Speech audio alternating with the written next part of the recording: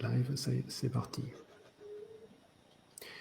Bonjour à tous, bienvenue à cette conférence qui va vous être présentée par Flora du Centre Alan Kardec du Val d'Oise. Cette conférence va porter sur qu'est-ce que le spiritisme. Merci Flora, tu peux y aller. Merci Philippe, bonjour à toutes, bonjour à tous.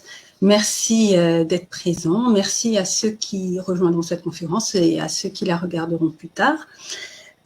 Comme Philippe l'a dit, cette conférence s'intitule « Qu'est-ce que le spiritisme ?» afin de mieux comprendre ce qu'il en est.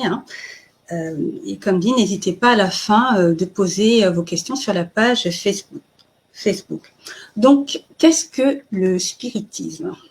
C'est vrai que quand on pose cette question autour de nous, à notre entourage, c'est souvent l'idée du verre en cristal qui revient, des séances de spiritisme où on essaie de communiquer pour avoir les mystères de la mort ou communiquer avec un être cher, avec un Ouija, par exemple. Donc, en fait, peu de personnes se représentent ce qu'est le spiritisme.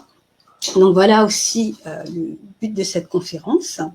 Donc le spiritisme, je veux dire, est une doctrine philosophique, morale, ainsi qu'une science fondée sur la croyance en l'existence des esprits et à leur manifestation dans le monde corporel. C'est une philosophie qui a été codifiée. Codifiée, ça veut dire rassembler, rassembler des textes épars en un seul corps de manière intelligible et rationnelle. Donc, elle a été codifiée par le français Alan Kardec, de son vrai nom Hippolyte Léon Denisard Rivail, plus connu sous le nom d'Alan Kardec. Elle a été codifiée dans la deuxième moitié du 19e siècle.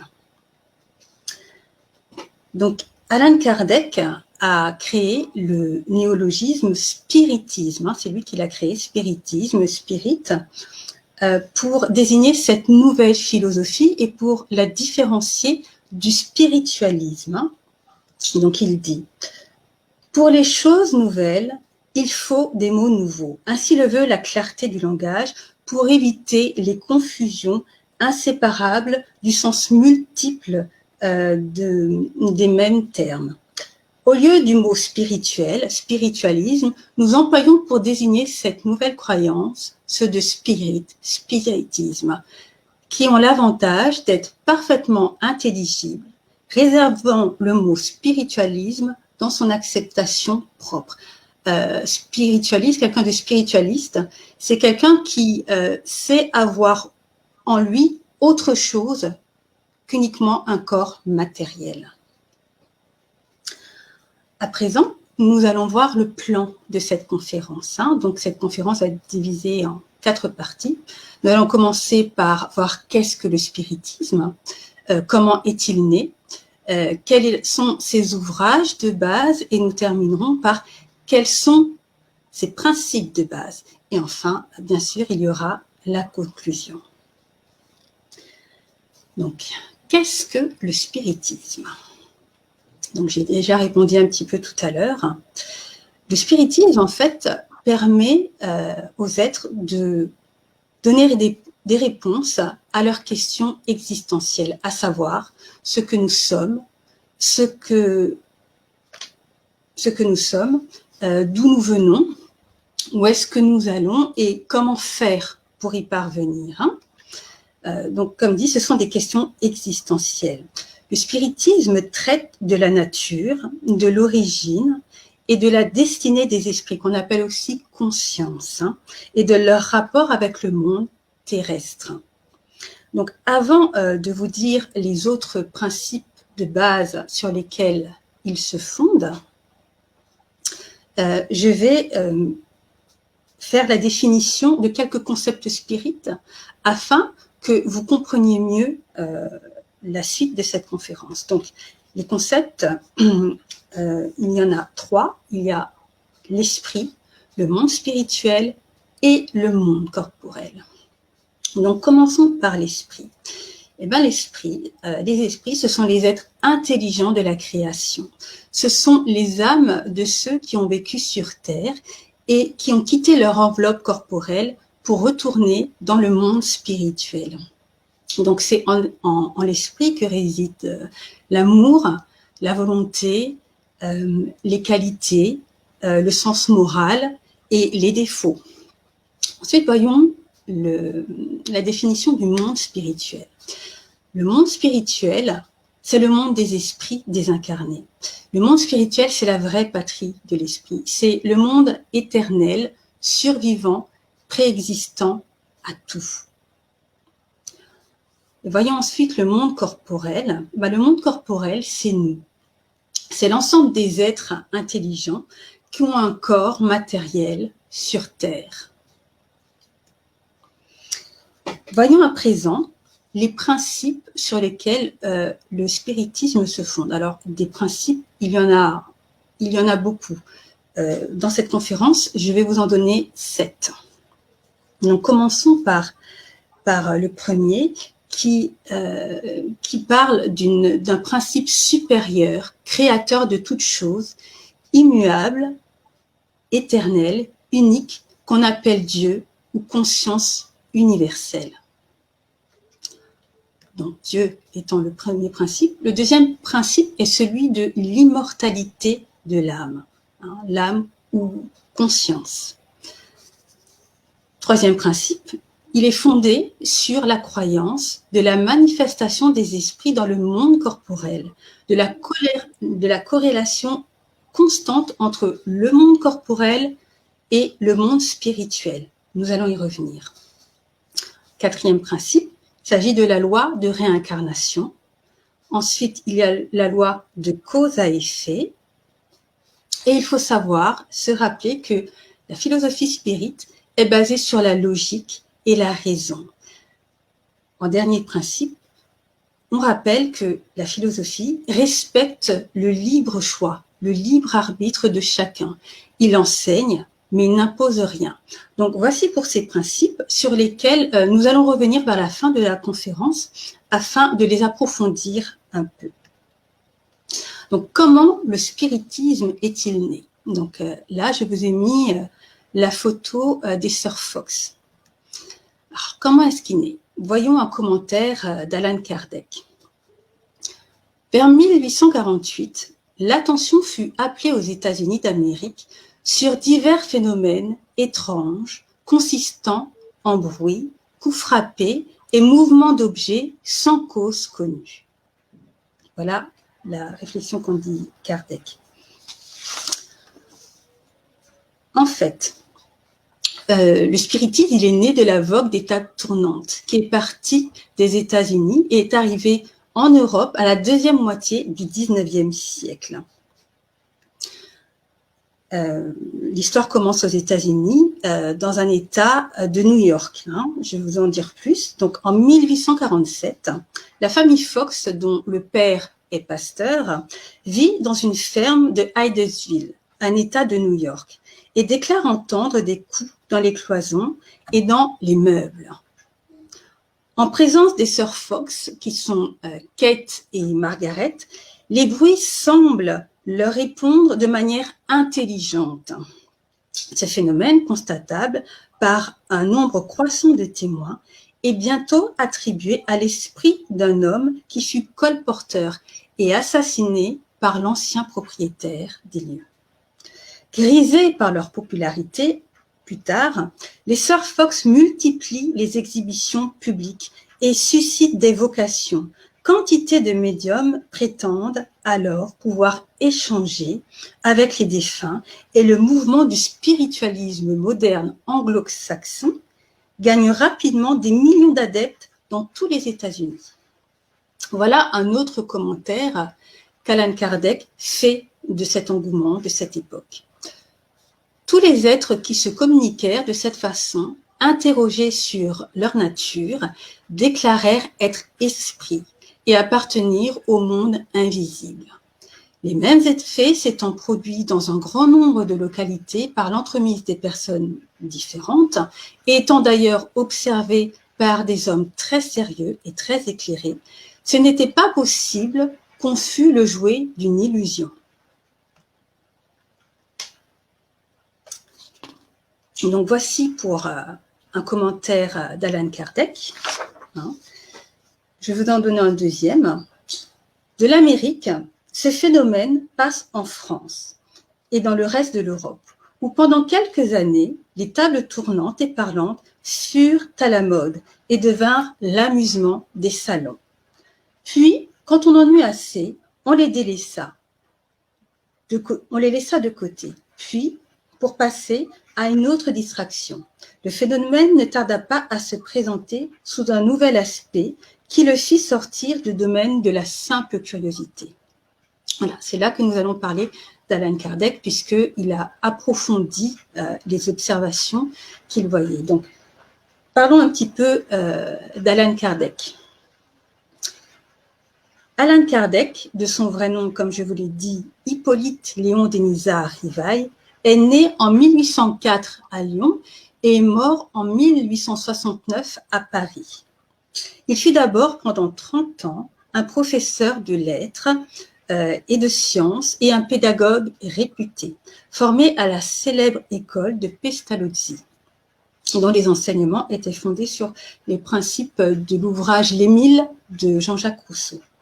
Donc, Alan Kardec s'est intéressé au phénomène du magnétisme. Il prend connaissance des phénomènes des tables tournantes un peu plus tard. Sceptique, en 1855, il est invité à une réunion médiumnique et sa curiosité fut piquée. Dès lors, il investit tout son temps à la compréhension de ces phénomènes. Il assiste à de nombreuses réunions dont il fait l'analyse que nous allons lire ensemble. C'est là que je fis mes premières études sérieuses en spiritisme, moins encore par révélation que par observation. J'appliquai à cette nouvelle science, comme je l'avais fait jusqu'alors, les méthodes de l'expérimentation. Je ne fis jamais de théorie préconçue. J'observais attentivement, je comparais, je déduisais les conséquences. Des effets, je cherchais à remonter aux causes par la déduction et l'enchaînement logique des faits, n'admettant une explication comme valable que lorsqu'elle pouvait résoudre toutes les difficultés de la question. Je compris tout d'abord la gravité de l'exploration que j'allais entreprendre. J'entrevis dans ces phénomènes la clé du problème si obscur et si controversé du passé et de l'avenir de l'humanité. Un des premiers résultats de mes observations fut que les esprits n'étant autres que les âmes des hommes, n'avaient ni la souveraine sagesse, ni la souveraine science, que leur savoir était borné au degré de leur avancement et que leur opinion n'avait la valeur que d'une opinion personnelle. Voilà. Donc, cela nous apprend que le spiritisme ou doctrine spirite est déduite de l'observation et de l'expérience. Et elle repose sur des preuves irréfutables, basées sur des faits qui ont été maintes fois contrôlés, confrontés, comparés. De tout ce que nous avons dit, il y a une citation d'Alan Kardec qui résume bien les choses. Le spiritisme est à la fois une science d'observation et une doctrine philosophique. Comme science pratique, il consiste dans les relations, que l'on peut établir avec les esprits. Comme philosophie, il comprend toutes les conséquences morales qui découlent de ces relations. De cette citation d'Alan Kardec, on peut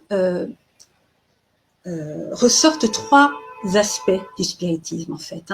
L'aspect philosophique, l'aspect scientifique et l'aspect moral.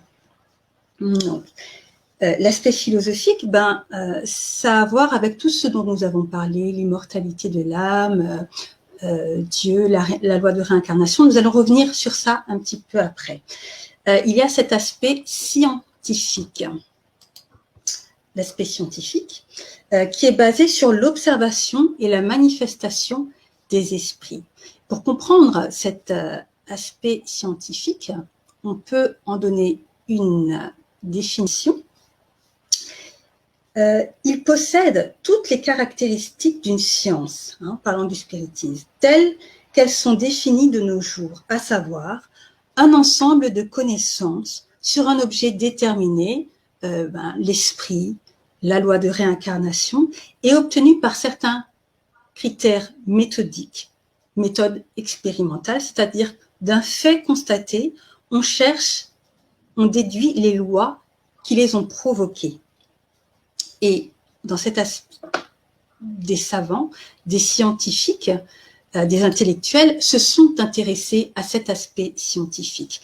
Il y en a de nombreux, j'en ai sélectionné 3 dans cette conférence. Il y a Sir William Crookes qui a fait des expérimentations de matérialisation des esprits, particulièrement l'esprit de Cathy King. Il y a le colonel de Rochas, qui était administrateur de l'école polytechnique, ainsi que le professeur Charles Richet, prix Nobel de physiologie. Donc, voici pour l'aspect scientifique. Voyons maintenant l'aspect moral. Justement, la devise du spiritisme est « Hors la charité, point de salut ». Donc, pour le spiritisme, la loi la plus importante, c'est la loi de justice, d'amour et de charité. C'est elle qu'il importe à chaque être de mettre en pratique afin d'évoluer, de se rapprocher de Dieu. À présent, nous allons voir quelles sont les œuvres de base du spiritisme. Alors, les œuvres de base, ils sont au nombre de 5. Il y a, alors avant, je vais spécifier que Allan Kardec a consacré les dernières années de sa vie, pratiquement 10 ans, un peu plus de 10 ans, à codifier les enseignements reçus par les esprits instructeurs. Il les a codifiés dans 5 ouvrages qui forment la base du spiritisme, de la doctrine spirite. Donc, commençons par le premier ouvrage, qui est le Livre des Esprits, qui est apparu en 1857. Ensuite, il y a le Livre des Médiums, apparu en 1861. L'Évangile selon le spiritisme, apparu en 1864. Le Ciel et l'Enfer, apparu en 1865. Et la Genèse selon le spiritisme. Donc, le Livre des Esprits comporte l'ensemble des enseignements des esprits supérieurs qui constituent la doctrine spirite. Il est basé sur 1019 questions qui sont réparties sur 4 livres, dans un seul livre. Donc, ce Livre des Esprits aborde pas mal de thèmes. Je vais vous les dire. Donc, il aborde le thème de Dieu, l'esprit et la matière, la formation des êtres vivants, les anges et les démons, la réincarnation, la vie dans le monde spirituel, les anges gardiens, la prière, la guerre, la peine de mort, le suicide, l'avortement, l'égalité des droits entre les hommes et les femmes et la perte des personnes aimées. Vous voyez, c'est un panel large. Maintenant, nous allons rentrer un petit peu plus dans les détails de ce livre, voir comment est-ce qu'il est fait. Donc, comme je vous ai dit, il est composé de 4 livres. Il y a le livre 1 qui s'intitule « Les causes premières ». En fait, la particularité, c'est que ce thème, dans le livre des esprits, est développé plus largement dans le livre qui s'intitule « La Genèse selon le spiritisme », qui traite de l'étude sur la création du monde, les miracles et les prédictions de la Bible. Le livre 2 du livre des esprits, qui s'intitule « Monde spirit ou des esprits », est un thème qui est largement développé dans le livre des médiums. Et ce livre des médiums traite de l'influence des esprits sur le monde corporel, des moyens de communiquer avec le monde spirituel et des écueils que cela peut comporter. Le livre 3, qui s'intitule « Loi morale », le thème de ce livre est particulièrement développé dans l'Évangile selon le spiritisme, qui est une étude des maximes morales de l'Évangile de Jésus à la lumière des enseignements des esprits instructeurs. Enfin, le livre 4, qui s'appelle « Espérance et consolation », est un thème qui est largement développé dans le livre s'intitulant « Le ciel et l'enfer selon le spiritisme », qui compare la vision du ciel et de l'enfer selon le catholicisme à celle du spiritisme et apporte des témoignages de divers esprits se trouvant dans diverses conditions dans le monde spirituel selon l'existence qu'ils ont menée. Alors, donc, ce qu'il faut savoir, c'est que les ouvrages de la codification contiennent les enseignements révélés par les esprits supérieurs à travers de nombreux médiums vivant sur la Terre, sur la Terre, de différents âges, de différents sexes, de différentes conditions sociales. Elle n'est pas le fait d'une personne, mais donc de milliers de médiums qui ont reçu des communications du monde spirituel.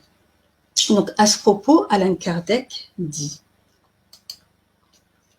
« Les principes contenus dans le livre résultent soit des réponses faites par les esprits aux questions directes qui leur ont été posées à diverses époques et par l'entremise d'un grand nombre de médiums, soit par des instructions données par eux spontanément à nous et à d'autres personnes sur les matières qu'ils renferment. Le tout a été coordonné de manière à présenter un ensemble régulier et méthodique et n'a été livré à la publicité qu'après avoir été soigneusement revu à plusieurs reprises et corrigé par les esprits eux-mêmes. Ça parle du sérieux avec lequel ce travail a été mené. Alors, j'espère que pour vous, c'est bon, que vous suivez toujours. Alors, poursuivons. Nous allons voir un petit peu plus dans les détails les questions que le livre des questions, que le livre des esprits contient. Alors, Philippe, je peux te demander de lire les questions, s'il te plaît, et je dirai les réponses. Oui, volontiers. Alors, est-ce que tu peux passer la diapo suivante, s'il te plaît, Flora? Bien parce sûr. qu'elle n'est pas encore passée. Tout à fait, voilà. Donc là, nous allons commencer par la question numéro 1 dans le livre 1. Qu'est-ce que Dieu? Réponse des esprits instructeurs. Dieu est l'intelligence suprême, cause première de toute chose.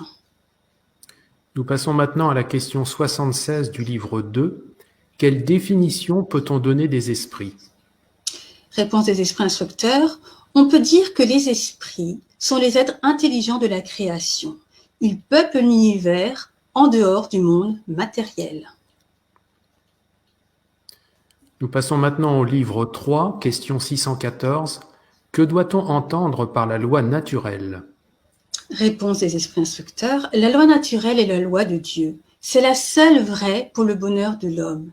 Elle lui indique ce qu'il doit faire ou ne pas faire. Il n'est malheureux que parce qu'il s'en écarte. Question 922 du livre 4. Le bonheur terrestre est relatif à la position de chacun. Ce qui suffit au bonheur de l'un fait le malheur de l'autre.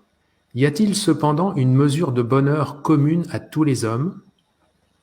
Pour la vie matérielle, c'est la possession du nécessaire. Pour la vie morale, la bonne conscience et la foi en l'avenir. Toujours dans le livre 4, question 960. D'où vient la croyance, que l'on retrouve chez tous les peuples, de peines et de récompenses à venir? C'est toujours la même réponse, pressentiment de la réalité apportée à l'homme par l'esprit incarné en lui. Car sache-le bien, ce n'est pas en vain qu'une voix intérieure vous parle. Votre tort est de ne pas assez l'écouter. Si vous y pensiez bien, et souvent, vous deviendriez meilleur. Merci Philippe. À présent, nous allons voir quelles sont ces bases. Alors, Pour comprendre quelles sont ces bases, nous allons aussi revenir sur le livre des esprits. Donc, nous allons commencer par comprendre l'immortalité de l'âme. Nous allons revenir plus en profondeur sur ce fondement. Donc, commençons par la question 134. Est-ce que tu veux bien la lire, Philippe, s'il te plaît? Oui, bien sûr. Qu'est-ce que l'âme? Un esprit incarné. Qu'était l'âme avant de s'unir au corps? Esprit. Les âmes et les esprits sont donc identiquement la même chose? Oui, les âmes ne sont que les esprits. Avant de s'unir au corps, l'âme est l'un des êtres intelligents qui peuplent le monde invisible et qui revêt temporairement une enveloppe charnelle pour se purifier et s'éclairer. Question 135. Y a-t-il dans l'homme autre chose que l'âme et le corps? Il y a le lien qui unit l'âme et le corps. Quelle est la nature de ce lien? Semi-matériel, c'est-à-dire intermédiaire entre l'esprit et le corps. Et il le faut bien pour qu'ils puissent communiquer l'un avec l'autre. C'est par ce lien que l'esprit agit sur la matière et réciproquement. Merci Philippe. Donc, nous allons revenir sur ce lien semi-matériel dont il est question, mais avant, nous allons voir la mort à un point de vue spirit, comprendre ce que c'est. La mort, un point de vue spirit, c'est l'anéantissement des forces vitales du corps, souvent par épuisement des organes. Le corps étant privé du principe de la vie organique, l'âme se dégage de ce corps et rentre dans le monde spirituel. Donc la mort, c'est la rupture des liens définitifs entre le corps et l'âme. Dans le sommeil, par exemple, dans le sommeil, cette rupture, elle est provisoire. À la mort, cette rupture est définitive. Alors, nous allons voir. Donc, voici un dessin médiumnique qui montre qu'est-ce que la mort et le fait que notre esprit est immortel. Donc, revenons sur ce principe semi-matériel qui est le périsprit. Donc, l'âme, en se dégageant du corps physique, redevient esprit. L'esprit est enveloppé d'un organisme semi-spirituel appelé périsprit ou corps spirituel. On peut aussi parler d'aura.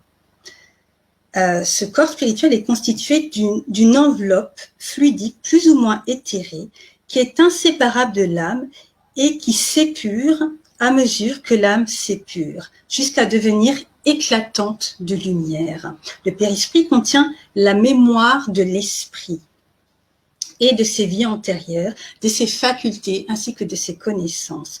Plus il est épuré et plus les perceptions et sensations de l'esprit s'étendent dans le monde spirituel. Donc on parle de cette épuration. Ça revient à la loi morale, la loi d'amour, de charité, qu'il est important d'appliquer pour épurer, pour éliminer ses défauts. Donc, de tout ce que nous avons dit, on peut dégager trois choses. C'est que, du point de vue spirit, l'être humain est composé d'un corps périssable, d'un périsprit ou corps spirituel et d'une âme qui est immortelle.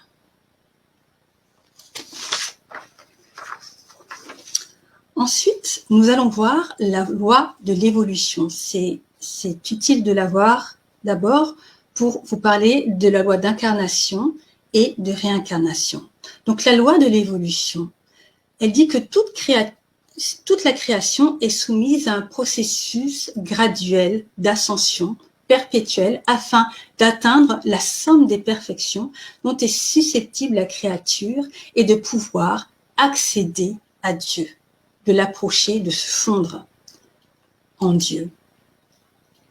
Ensuite, il y a la loi d'incarnation et de réincarnation. Donc la loi d'incarnation, c'est pourquoi est-ce que l'on s'incarne? Pourquoi est-ce qu'on s'incarne dans un corps physique? Donc, à la question 132 du livre des esprits, une réponse nous est donnée. Quel est le but de l'incarnation des esprits? Réponse. Dieu la leur impose dans le but de les faire arriver à la perfection. Pour les uns, c'est une expiation. Pour d'autres, c'est une mission. Mais pour arriver à cette perfection, ils doivent subir toutes les vicissitudes de l'existence corporelle. C'est là qu'est l'expiation. L'incarnation a aussi pour autre but, c'est de mettre l'esprit à même de supporter sa part dans l'œuvre de la création. C'est pour l'accomplir que dans chaque monde, il prend un appareil en harmonie avec la matière essentielle de ce monde pour y exécuter à ce point de vue les ordres de Dieu, de telle sorte que tout en concourant à l'œuvre générale, il avance lui-même. Voilà pour l'incarnation. Donc voyons ce qu'est la loi de réincarnation. La réincarnation veut dire retour successif de l'esprit dans la vie corporelle. Donc, ça sous-entend la pluralité des existences. Et c'est dans un corps humain que ce processus se passe, jamais dans le corps d'un animal. Donc, à chaque passage sur Terre, l'esprit passe un temps plus ou moins long dans le monde spirituel, avant de retourner sur Terre. Donc, c'est cette alternance qui est le moyen donné par Dieu à l'esprit de progresser moralement, notamment en réparant les erreurs commises dans ses vies passées, et de progresser aussi intellectuellement. Tout cela en vue de se perfectionner de vie en vie et d'atteindre un jour la félicité suprême, la perfection. À présent, nous allons voir la loi de cause à effet. La loi de cause à effet, c'est une loi divine selon laquelle l'être humain est appelé à vivre les conséquences heureuses ou malheureuses de ses actes, de ses paroles, de ses intentions.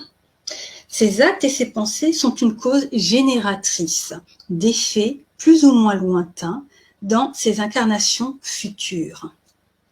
C'est à la lumière de cette loi que l'on peut comprendre les épreuves qui nous affublent, les accidents, les deuils, la perte des enfants.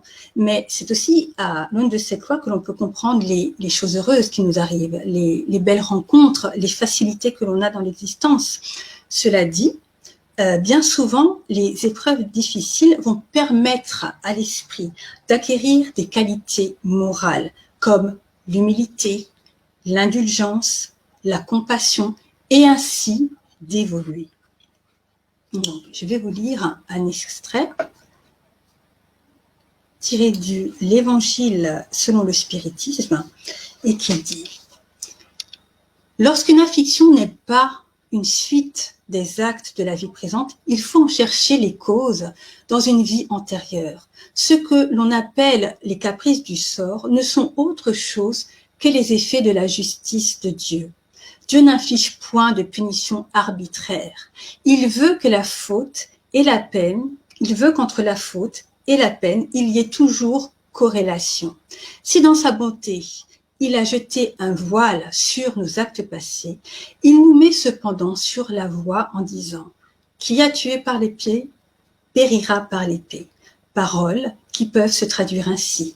On est toujours puni par où l'on a péché. Si donc quelqu'un est affligé de la perte de la vue, c'est que la vue a été pour lui une cause de chute. Peut-être a-t-il été cause de la perte de vue chez un autre. Peut-être que quelqu'un est-il devenu aveugle par l'excès de travail qui lui a imposé ou par la suite de mauvais traitements, de manque de soins. Et alors, il subit la peine du talion. Lui-même, dans son repentir, a pu choisir cette expiation. S'appliquant cette parole de Jésus, si votre œil vous est sujet de scandale, arrachez-le. Donc voilà pour comprendre cette loi de cause à effet.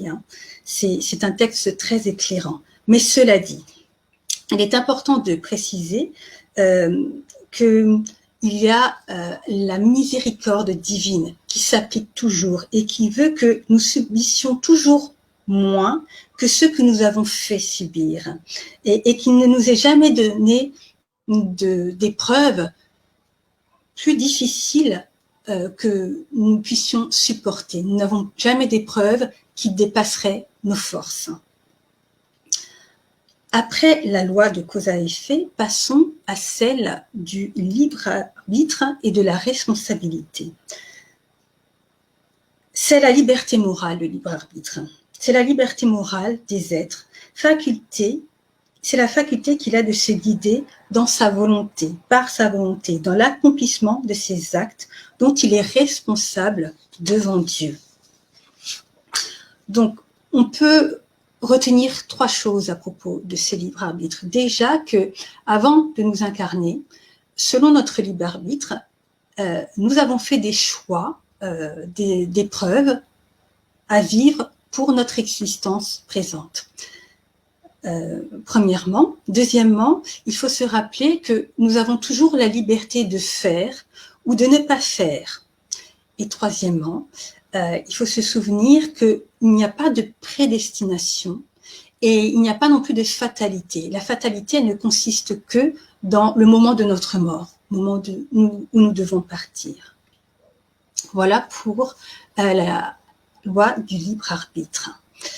Ensuite, avant de conclure, nous allons parler de la médiumnité.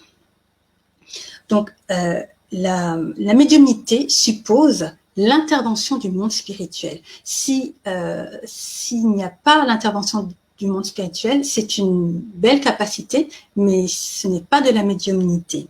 Et rappelons qu'en fait, la médiumnité, c'est une faculté naturelle que nous avons tous à différents degrés et sous différentes formes. Il y a des personnes qui ont une médiumnité très développée et il y en a d'autres moins. Sous la forme, il y a des personnes qui voient les esprits, il y a des personnes qui les entendent, il y a des personnes qui ont de l'intuition, voilà. Voilà ces différentes choses.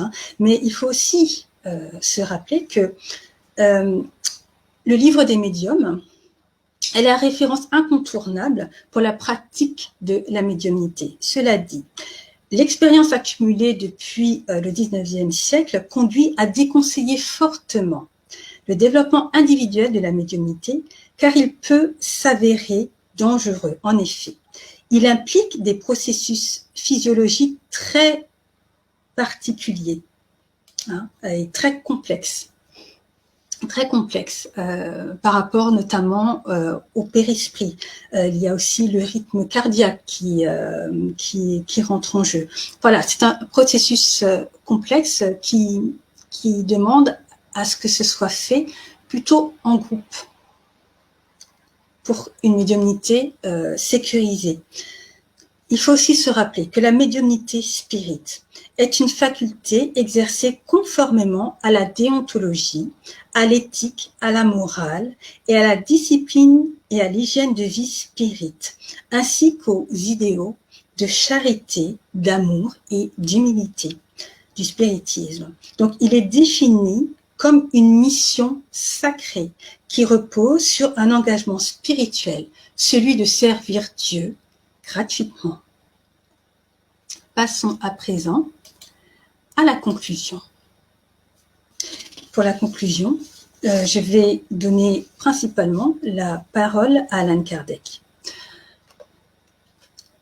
Les esprits, les plus petites causes peuvent produire les plus grands effets.